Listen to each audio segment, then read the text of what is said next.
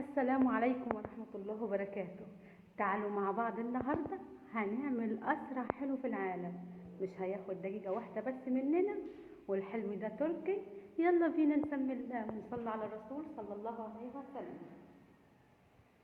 أول حاجة هنعملها هناخد لفة الجلاش من الكيس ونظبطها كده على قد الصينية بالظبط كده،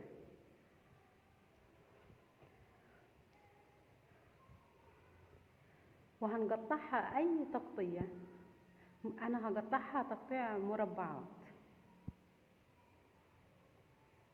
ممكن تعملوها مثلثات او صوابع كده على حسب ما انتوا حابين. عايزاكم تجربوا الوصفة دي في قمة الجمال والروعة. مش هتاخد غير دقيقة واحدة معانا، دقيقة واحدة وصينية الجلاش احلى حلو في العالم. والحلو ده تركي، وفي دقيقة واحدة نكون عاملينها.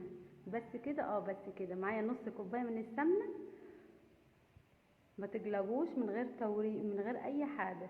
هنحاول السمنة كده نوزعها في كل الصينية علشان السمنة دي تروح لكل قطعة من الجلاش. بس كده بس كده. وبصوا الجمال، انا دخلتها الفرن. معايا كوبايتين لبن، طبعا كل كوباية لبن حط لها معلقة سكر كبيرة. بس كده طبعا، وتاكلوا احلى حلوة غرقانة باللبن وحاجة كده تحفة. يعني في 5 دقايق هتاكلوا حلوة تركية وبسيطة وسريعة. هنسيبها دقيقتين بس تتشرب باللبن كده. طبعا اللبن هيكون بارد معايا، والجلاش هطلعه من الصينية من الفرن سخنة وهنضيف ليها اللبن البارد. طبعا كوبايتين من اللبن هيكونوا حلوين قوي وكافيين يقضوا الصينية اللي معايا الكمية دي. طبعا هنسيب الصينية لمدة دقيقتين تتشرب باللبن ده، وهنغطيها. وبعد دقيقتين اتشربت وبقت بالجمال ده. هنطلع قطعة كده ونشوفها. بصوا بعد ما اتشربت كده.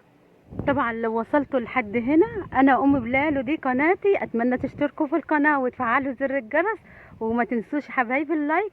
والسلام عليكم ورحمة الله وبركاته.